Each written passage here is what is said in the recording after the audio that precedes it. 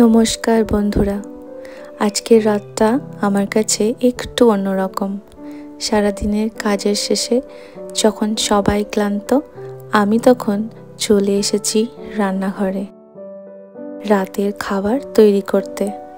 আজ আমি খুব সহজ একটা ডিনার বানাচ্ছি, যাতে সময় বাঁচে আর স্বাস্থ্যও ভালো থাকে। রান্না করতে করতে আমি ভাবছি, দিনের শেষে নিজের জন্য একটু সময় বের করাটা কতটা জরুরি। এই সময়টা আমাদেরকে নতুন করে চার্জ করতে সাহায্য করে, তাই না বলুন? আজকের ডিনারটা আমার বেশ সিম্পল, দু একটা উপকরণে রেডি হয়ে যাবে আজকের ডিনার।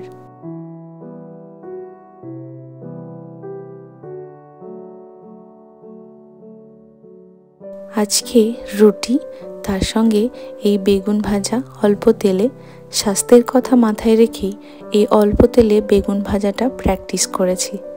আপনারাও একবার চেষ্টা করে বাড়িতে দেখবেন, ঠিক এই রকমভাবে বেগুন ভাজলে তেলটাও কিন্তু কম লাগে। সঙ্গে একটা পাতলা করে ডাল। রাতের খাবারটা আমি সবসময় চেষ্টা করি যাতে একটু পাতলা হওয়ার, যাতে পেটটা ভার কম লাগে। আর সব সময় চেষ্টা করি রাতে 8টার মধ্যে খেয়ে নেওয়ার।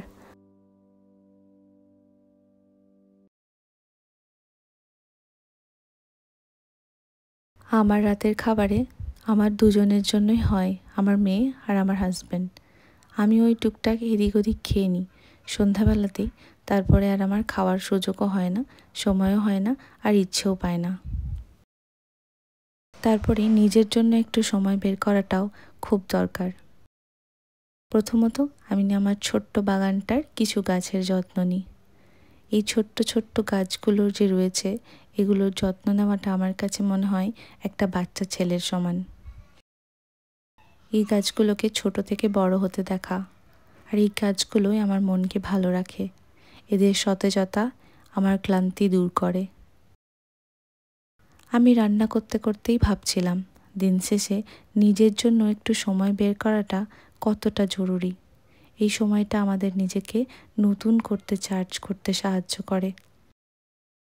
আমি শান্ত হয়ে বসি আর নিজের সাথে একটু সময় কাটাই আমার এই গাছগুলোর সঙ্গে। আমার সারাদিনের ক্লান্তি ঘুচিয়ে দেয় এই গাছগুলো। গাছগুলো দেখলেই মনটা বড় ভরে যায়। আজকের ভিডিওটা আমার এইটুকুই ছিল। কেমন হয়েছে জানাবেন। ভালো লাগলে আপনারা সাবস্ক্রাইব করলে আর পাশে থাকলে আমি আরও নতুন নতুন ভিডিও নিয়ে আসবো আপনাদের জন্য। শুধু একটু মোটিভেশনের দরকার। আপনারা সাবস্ক্রাইব করুন। দেখা হচ্ছে পরবর্তী ভিডিওতে।